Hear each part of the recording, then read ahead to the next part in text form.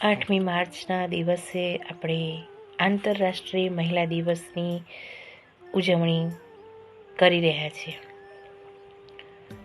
સંયુક્ત રાષ્ટ્રએ 1977થી આંતરરાષ્ટ્રીય મહિલા દિવસને ઉજવવાની સત્તાવાર જાહેરાત કરી હતી અને ત્યારથી આજ દિન સુધી સમગ્ર વિશ્વમાં 8 માર્ચના રોજ આંતરરાષ્ટ્રીય મહિલા દિવસની ઉજવણી કરવામાં આવી રહી છે. તો આંતરરાષ્ટ્રીય મહિલા દિવસની ઉજવણી કરવા પાછળનો હેતુ શું?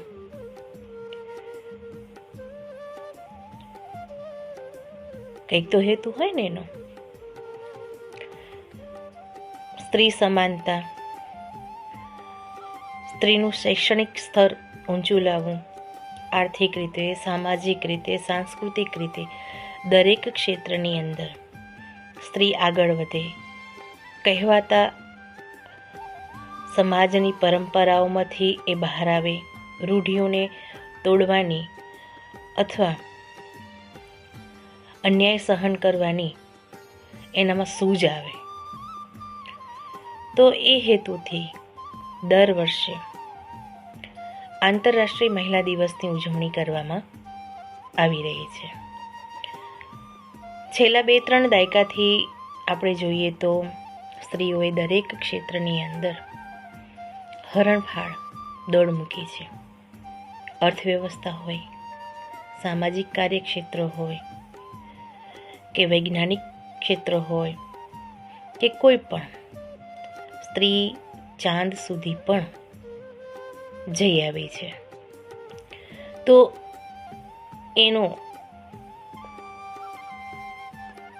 શ્રેય ફક્ત ને ફક્ત શિક્ષણ, એજ્યુકેશનને જાય છે.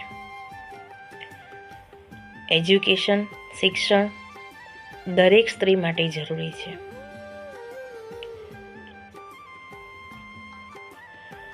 તમે કદાચ જૂની પેઢી, દાદી, મમ્મી પાસે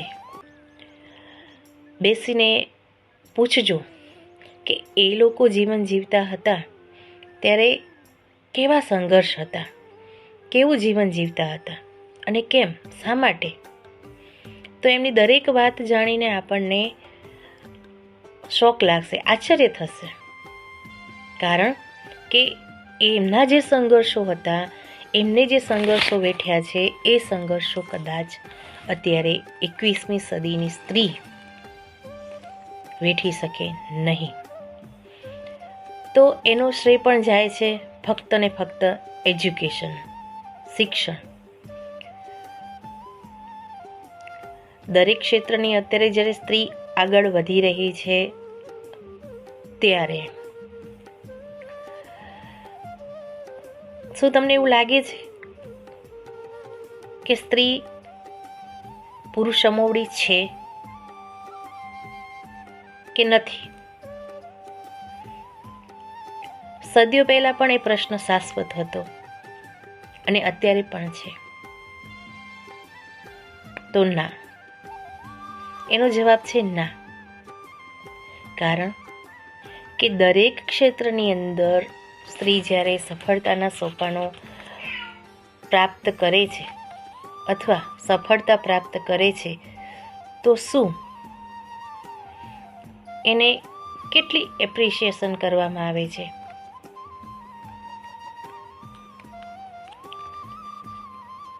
તો એનો જવાબ તમારી પાસે કે મારી પાસે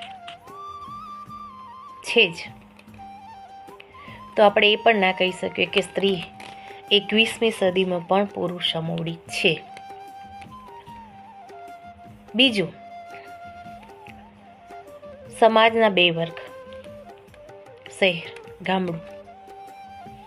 શહેરની જે સ્ત્રી છે મજબૂત, પોતાના વિચારો, પોતાનો પક્ષ રજૂ કરી શકે છે, પોતાની માંગણીઓ બીજા સમક્ષ રજૂ કરીને પોતાનું જીવન આગળ જીવવા માટે પ્રયત્નો કરી રહી છે. જ્યારે બીજી બાજુનો જે વર્ગ છે ગ્રામ્ય જીવન, ગામડામાં હજુ પણ એવા સમાજ છે, એવી સ્ત્રી છે કે જ્યાં એની રૂઢિઓ અને પરંપરાઓમાંથી બહાર નીકળવા મળતું નથી, પોતાનો પક્ષ રજૂ કરવા એને મળતો નથી. શા માટે? સ્ત્રી સમાનતાની આપણે જ્યારે વાતો કરીએ છીએ તો સ્ત્રીને પણ પોતાનો હક, પોતાનો પક્ષ રજૂ કરવાનો હક છે. બીજી બાજુ જ્યારે અત્યારે 21મી સદીની જે સ્ત્રીઓ છે એને લગભગ મેગા સિટીની વાત કરો અથવા મોટા સિટીની વાત કરીએ છીએ ત્યારે સ્વતંત્રતા મળી છે, તો એ સ્વતંત્રતાનો પણ દુરુપયોગ થઈ રહ્યો છે, ગેરવર્તન થઈ રહ્યું છે. તો સ્ત્રીએ બંને પક્ષ, બંને બાજુ સંતુલન જાળવીને, પોતાની ગરિમા જાળવીને જીવન જીવવાનું છે. કારણ કે પોતાની ગરિમા એ જ સ્ત્રીનું સૌથી મોટું ઘરેણું છે. અમુક વાર એવું બને કે કોઈ મૂવી જોતા હોઈએ, મૂવીની અંદર કોઈ સ્ત્રી પાત્ર છે અને એ સ્ત્રી પાત્રને જોઈને આપણી જાતને આપણે એની સાથે સરખામણી કરીએ. ચલો, મૂવીની અંદર એને હક, ન્યાય મળે છે, પણ શું રિયલ લાઈફમાં, વાસ્તવિક જીવનમાં એ મૂવીમાં જે બને છે, છેલ્લે જે હેપી એન્ડિંગ થાય છે, એવું વાસ્તવિક જિંદગીમાં થાય છે ખરા? તો કોઈ પણ મૂવીના પાત્રની સ્ત્રી સાથે સરખામણી કર્યા વગર પોતાના હકોને, પોતાના પક્ષને રજૂ કરતા શીખો. એક વાત ખાસ યાદ રાખવી કે પોતાની ફાઇટ પોતાએ કરવાની છે. ફાઇટ કરવી એટલે એનો મતલબ એવું નથી કે શસ્ત્ર સરંજામ લઈને આપણે કોઈની સાથે યુદ્ધ કરવા જવાનું છે. ના, એનો મતલબ એવો છે કે પોતાની જાત સાથે લડાઈ કરવાની છે, પોતાનો આ જીવન જીવવાનો અભિગમ બદલવાનો છે. લોકો આપણને સર્ટિફાઈડ ના કરી શકે, પોતાની જાતને જ સર્ટિફાઈડ કરવાની છે. કારણ કે આપણે બધા જ જાણીએ છીએ કે ભારતીય સંસ્કૃતિમાં સ્ત્રીને માતા તરીકેનું, મહાશક્તિ તરીકેનું, જગત જનની તરીકેનું સ્થાન આપ્યું છે. અને સ્ત્રીની અંદર જ એ તાકાત છે કે જે બાળકને જન્મ આપી શકે છે. અને જે જન્મ આપ્યા વખતની જે વેદના છે એ ફક્ત ને ફક્ત સ્ત્રી જ સહન કરી શકે છે.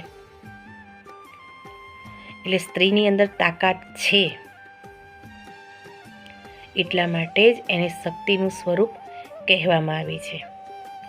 તો આજના આ દિવસે એ તમામ શક્તિરૂપી નારીઓને આંતરરાષ્ટ્રીય મહિલા દિવસની ખૂબ ખૂબ ખૂબ શુભેચ્છાઓ.